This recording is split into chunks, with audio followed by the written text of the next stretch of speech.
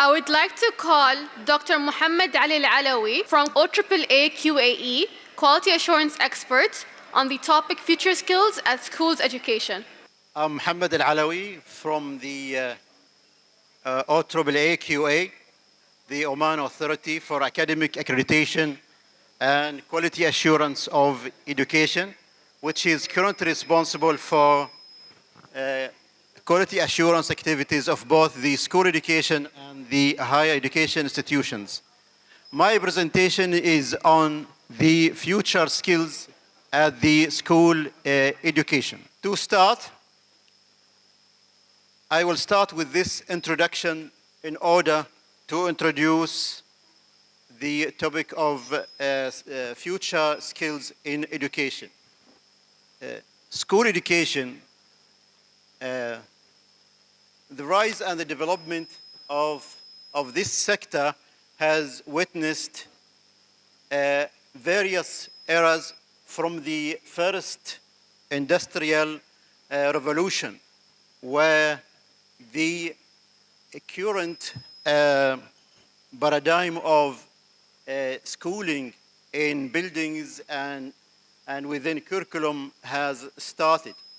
And it is continually developing through the stages of industrial revolutions until the current fourth industrial revolutions. In education sector, there are 4 blocks that influence the practice of the educational institutions, either the school institutions, school level, or the higher education levels. These 4 blocks are the theory, the policy, and research, and finally the practice, which is largely influenced by both the theory and the policy, including the current trend for skills, for future skills. There is a theory that is conceptualize the movement for the future skills.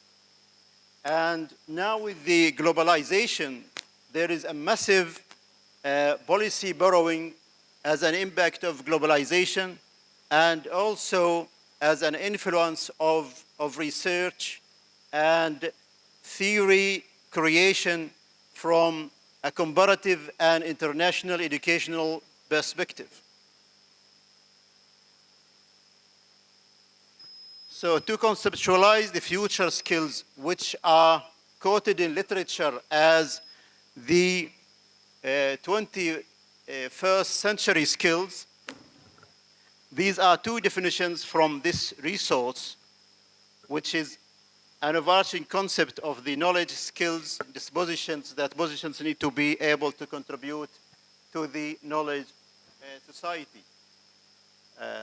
I quoted these 2 definitions, which I find more relevant to the definitions of the skills. For the categorizations of the future skills, there are more than one theoretical or one conceptual model that categorizes these skills, and also they define them. And the reason is that it depends on the priority and on the order of these skills. This is one of the categorizations quoted in literature, which are categorized into these key areas: the communication skills, collaborative skills, individual learning approaches, and individual autonomy, which was also discussed this morning. And finally, the ICT and digital literacy. However, there are some extended categorizations for the future skills. For example, the core knowledge areas, literacy, numeracy, and the STEM associated fields of knowledge.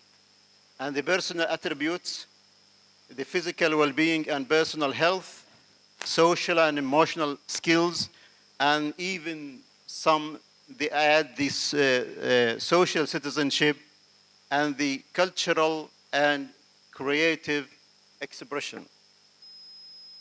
So as you can see, there are some additions because there are more than one perspective that conceptualize the concept of future skills.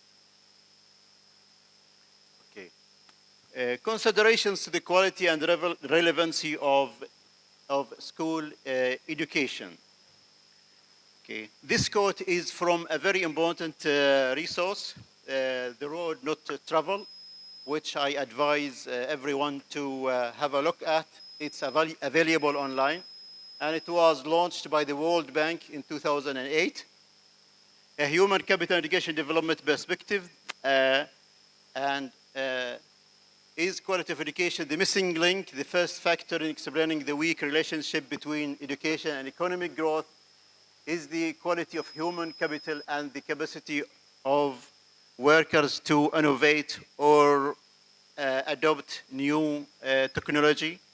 There is also the other explanations from the World Bank perspective, which adopts a human capital perspective. And this is the philosophy which is currently impacting the education system worldwide, including the impact as well of the OECD education. Within the perspective of the World Bank, for education change, there are three core components or variables: the policymakers, the parents and the students, and the schools and teachers. So to introduce the future skills, this matter is linked to the three players within this conceptual framework. The World Bank as well defines the key building blocks in a successful educational reform, and this is as a remedy or a suggestion by the World Bank to reform education systems in the BMENA countries, in the Middle East and North African countries. It is divided into three cores: the engineering of the education systems, including the physical resources, the curriculum and teaching,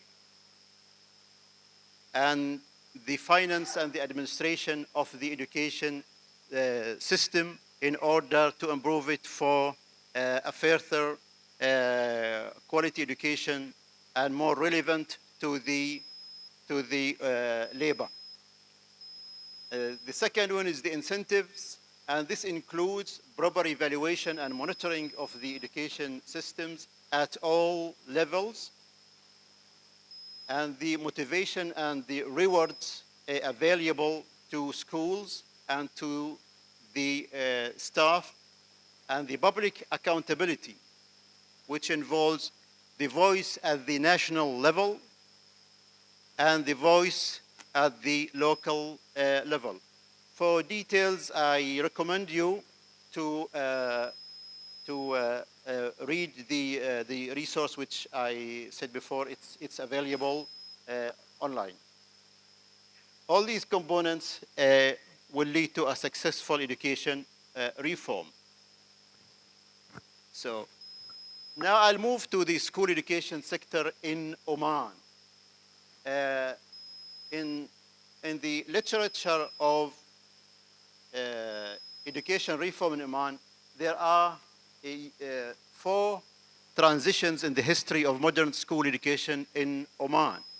From its initiation as the way it is now, from 1970, the other move is from 1980 to 1995, then after the Vision, in the Vision 2020 in 1996, and now there are further improvements after the 2020. Okay. This is a conclusion from this resource, which was published by the UNESCO. It is commenting on the education in Oman. The most important aim is not only to prepare Omani citizens to individually face challenges of the 21st century, which requires new ways of thinking, new knowledge, new attitudes, and new behavior, but also to develop those human resources particularly needed in a time of decreasing reliance on oil income. So there is a distinguished era from 2020 to introduce further changes to the education system, and particularly with regard to the future skills. These are some key findings from the evaluation research. There is a research published in 2011 by the World Bank, and this reference is available online if you like to have a look at the more details. And this is the findings. The findings indicate in general that student learning achievement in Oman did not meet expected levels across all grades and subjects, particularly in grade 6 at the mathematics. This is from the comparative study on the TIMSS and the math. And students' performance less well than the international comparator group in the CANCOM study. The CANCOM study was carried out in 2004 with a Canadian consortium. And the success achieved in expanding education access has not been matched by student learning quality. So these quotes gives an general impression of on the move in the quality of school education during the last 2 decades. These quotes are from a study published by the ministry and by a New Zealand consortium. This study was carried out after directives from the late His Majesty Sultan Qaboos, Allah yarhamu. And these are some findings which are relevant to the future skills. The student achievement against national and international indicators is lower than desired. Overcrowded and inflexible curriculum and school graduates do not meet stakeholders' expectations in relation to the skills and knowledge required for higher education and the labor market. These are some conclusions which I find relevant to the issue of future skills. These are some recent reforms in Oman with regards to the learner skills and attributes. The Vision 2040 is putting a priority for the quality of education. There is a strategy of education 2040 which emphasizes on quality and skilled outputs. Also, there are some initiatives to reform curriculum, and also initiatives for capacity building, particularly the capacity building of teachers and school principals. And also there's currently as well school evaluation and improvement, where accountability drives the quality of education through school inspection. And now the OAAAQA is responsible for inspecting schools externally with a system for self-evaluation.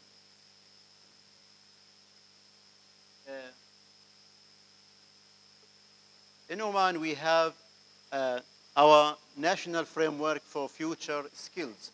And this is our national conceptualization for future skills, where it guides policy and practice in Oman, either for the school education or the higher education institutions. This reference or this booklet is available online. So in this policy document, both ministries and other ministries, it's not coming. All right, okay, okay. This is available online, so you can go for details.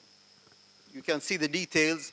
There is categorization for the future skills, which are applicable for both the school education and the higher education, and also the training sector. And there are also definitions. The importance of this policy documents that it gives a holistic or unified perspective on what to focus on with regard to the future skills. Okay. For school inspection and future skills, the teaching of future skills, there are lots of literature being published right now on how to teach the 21st century skills or the future skills.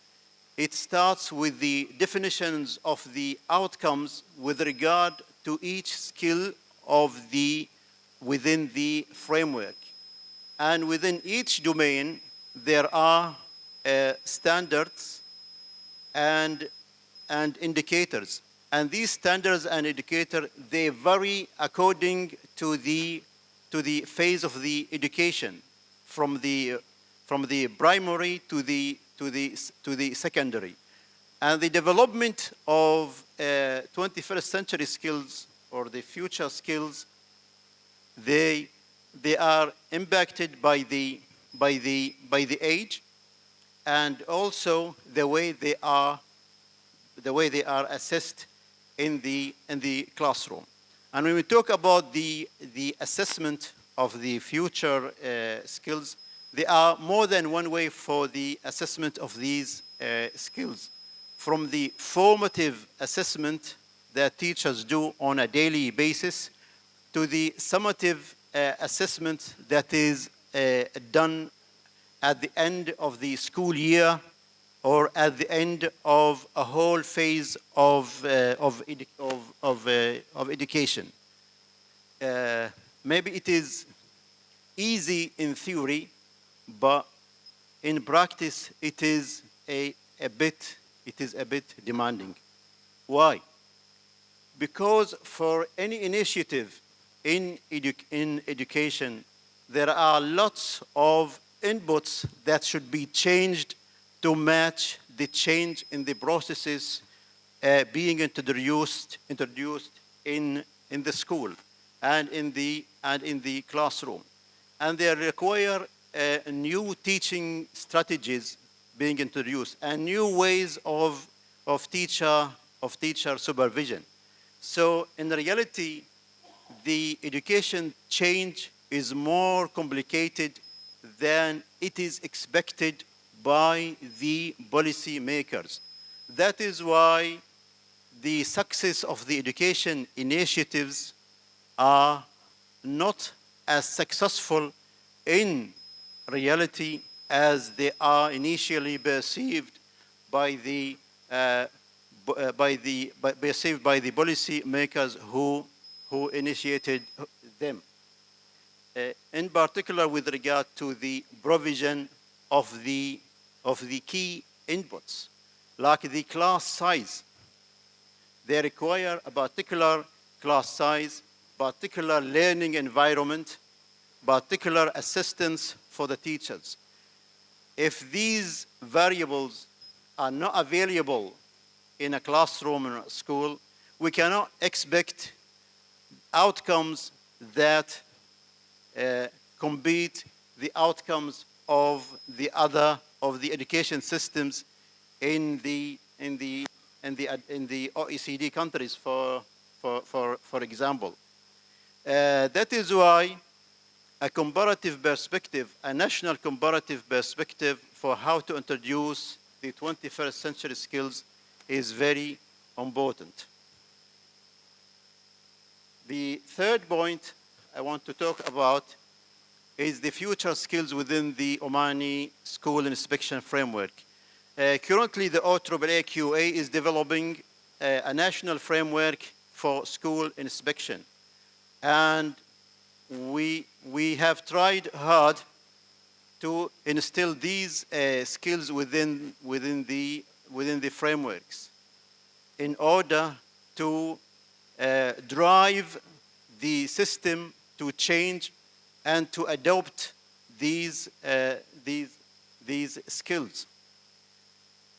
And in our plan is to observe these skills. We do the observation during the classroom observations, during the inspection visits, and also from the interviews with teachers, interview with school principals, and interviews with students and parents. And the other demanding task within the evaluation of the 21st century skills, future skills, is reporting and providing feedback to all stakeholders, including the school principal, the teachers, and also the students as well, and more importantly, to the policy makers.